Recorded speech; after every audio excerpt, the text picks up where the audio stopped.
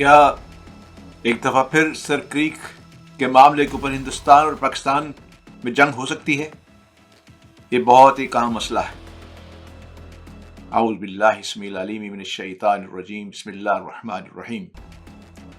دوستو اور بھائیو، جیسے کہ آپ جانتے ہیں کہ ہندوستان نے حالیہ سن کریک کی سمندری اور ہوائی اور فضائی مشقوں کا اعلان کر دیا ہے، اور سر کریک کے بارے میں یہ اہم پروگرام اس لیے کیا جا رہا ہے تاکہ آپ کو اس بارے میں پتہ چل سکے کہ کتنا خطرناک مسئلہ ہے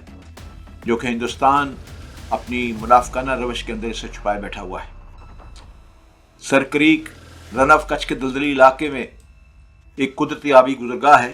جو پاکستان کے صوبہ سندھ اور بھارت کی ریاست گجرات کے درمیان سرحدی خطے کے طور پر جانی جاتی ہے۔ تقریباً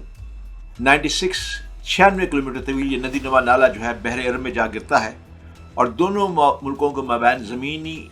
سرحدوں کے ساتھ ساتھ سمندری سرحد کی تعین میں بھی مرکزی حیثیت یہ رکھتا ہے۔ یہ علاقہ اپنی جغرافیائی ساخت کے باعث انتہائی پیچیدہ ہے۔ دلدلی زمین، بدلتے ہوئے پانی کے بہاؤ اور موسمی تغیر کے باعث یہاں حدود کی درست نشاندہی ہمیشہ متنازع رہی ہے۔ اس کی اسٹریٹجک اہمیت اس حقیقت میں مضمر ہے کہ سر کریک کی مکمل ملکیت طے ہونے سے دونوں ملکوں کی سمندری حدود، اقتصادی زون اور قدرتی وسائل،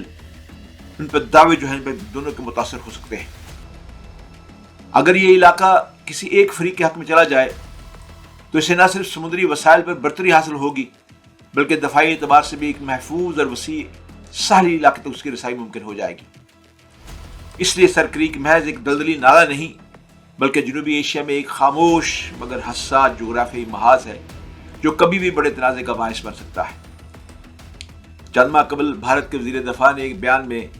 سرحدی حالات پر گفتگو کرتے ہوئے اس امر کا اشارہ دیا تھا کہ بھارت کو ہر ممکن خطرے کے لیے تیار رہنا چاہیے، اور یہ کہ جنوبی سرحدوں پر کسی بھی وقت صورتحال بدل سکتی ہے۔ راجناتھ کا یہ کہنا کہ ہماری سرحدوں پر کچھ بھی ہو سکتا ہے یا ہمیں سر کریک سمیت ہر محاذ پر تیار رہنا ہوگا، یہ بظاہر ایک معمول کی عسکری وارننگ معلوم ہوتی ہے، لیکن علاقائی تناظر میں اس کا وزن کہیں زیادہ ہے۔ ایسے بیانات اکثر داخلی سیاست، عسکری جوش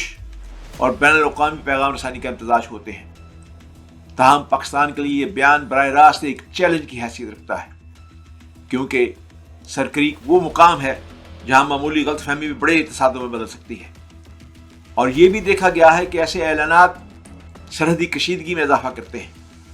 کیونکہ عسکری تیاریوں اور سرحدی گشت میں اضافہ خود بخود ایک نئی بے یقینی کی فضا پیدا کر دیتا ہے۔ دوستو، اگر آپ کو یاد ہو تو مئی 2025 کے واقعات کے بعد بھارت نے جو فوجی کارروائیاں کی انہیں آپریشن سندور کے نام سے یاد کیا جاتا ہے۔ ان کارروائیوں کا مقصد بظاہر دہشت گردی کے مبینہ نیٹ ورک کو قابو پانا اس نے بتایا تھا،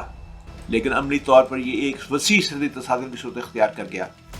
بعض دونوں ممالک کی جانب سے سفارتی رابطوں اور جنگ بندی کی کوششوں کے نتیجے میں صورتحال وقتی طور پر قابو میں تو آ گئی، مگر بھارت نے اپنے بیانات میں اس آپریشن کو ایک ادھورا مشن قرار دیا ہے۔ بھارتی عسکری قیادت کے مطابق یہ آپریشن ایک سبق تھا، لیکن مقاصد مکمل نہیں ہوئے، یعنی وہ اس بات کا اندیہ دیتے رہے کہ اگر ضرورت پڑی تو وہ کارروائیاں دوبارہ شروع کی جا سکتی ہیں۔ یہ بیانیہ دراصل اس بات کی علامت ہے کہ نئی دہلی اس تنازع کو مکمل طور پر ختم نہیں سمجھتی بلکہ ایک کھلی فائل کے طور پر رکھنا چاہتا ہے تاکہ مستقبل میں سیاسی یا فوجی دباؤ کے لیے اسے استعمال کیا جا سکے۔ اور دوسری طرف پاکستان اس موقف کو اشتعال انگیزی کے مترادف قرار دیتا ہے۔ اس کا موقف یہ ہے کہ ایسے بیانات علاقائی امن کو مجروح کرتے ہیں۔ پاکستان کے عسکری ترجمان ISPR نے حالیہ مہینوں میں متعدد بار اس بات کا اظہار کیا ہے کہ بھارت سر کریک کے علاقے میں ایک فالس فلیگ آپریشن کی منصوبہ بندی کر رہا ہے، یعنی ایسا جعلی یا خود ساختہ واقعہ جس کا الزام پاکستان پر ڈال کر بین الاقوامی رائے عامہ کو گمراہ کیا جا سکے۔ ISPR کے مطابق ماضی میں بھی بھارت اس نوعیت کی چالوں کا سہارا لیتا رہا ہے تاکہ جنگی ماحول پیدا کر کے اپنے اندرونی سیاسی مقاصد حاصل کر سکے۔ جیسا کہ آپ جانتے ہیں کہ ابھی بہار کے اندر الیکشن ہونے جا رہے ہیں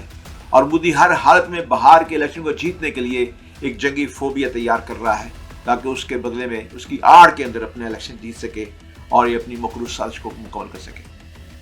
پاکستانی فوج نے بہرحال واضح کر دیا ہے کہ اگر اس بار بھارت نے کسی بھی بہانے سے جارحیت کی یا کوشش کی تو اسے ایسا فیصلہ کو جواب دیا جائے گا کہ جو نہ صرف عسکری بلکہ سیاسی سطح پر بھی بھارت کو حیران کر دے گا۔ یہ بیانات ظاہر کرتے ہیں کہ پاکستان اپنی دفاعی پوزیشن پر مکمل اعتماد رکھتا ہے اور کسی ممکنہ مہم جوئی کے خلاف پہلے سے تیار ہے۔ تاہم ان الزامات کے ساتھ ساتھ پاکستان نے یہ بھی کہا ہے کہ وہ امن کا خواہاں ہے، لیکن امن کمزوری سے نہیں بلکہ برابری کے موقف سے ممکن ہے۔ یہ توازن ایک طرف دفاعی تیاری، دوسری طرف سفارت تحمل اور پاکستان کی موجودہ حکمت عملی کی بنیاد بن چکا ہے۔ اگر آپ کو یاد ہو تو مئی 2025 کے اندر ہندوستان پاکستان کے اندر جو جھڑپ ہوئی تھی، اس کے اندر ساری دنیا نے دیکھ لیا کہ بھارت کو کیسی ہزیمت اٹھانی پڑی، اور خود ان کے جو بہت بڑے پارٹنر، بہت بڑے ان کے حصہ دار، بہت بڑے ان کے چاہنے والے ٹرمپ نے اب تک درجنوں مرتبہ اس بات کا ذکر کیا ہے کہ کس طرح ہندوستان جو بھاگا ہوا گیا فائر بندی کے لیے، سیز فائر کے لیے، اور کس طرح خود ٹرمپ اس بات کا اعتراف کر چکے ہیں کہ بھارت کے بڑے ہی خوبصورت، بڑے قیمتی طیارے، 7 طیارے جو ہے پاکستان نے گرا لیے، اور یہ جنگ جو ہے ایٹمی جنگ بننے کے لیے جا رہی تھی۔ لیکن اس دفعہ پاکستان نے واضح طور پر، باضابطہ طور پر اس بات کا اعلان کر دیا ہے کہ اس دفعہ سیز فائر کے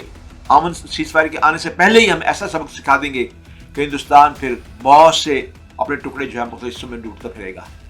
میری دعا ہے کہ اللہ تعالیٰ جو اس خطے میں امن قائم رکھے، اور ایسا نہ ہو کہ ہندوستان مودی کی یہ غلط فہمی جو ہے، خود اس کی اپنی غلط فہمی جو ہے اس کے اکھنڈ بھارت کو بحر ہند کے اندر ڈبو کے رکھتے ہیں۔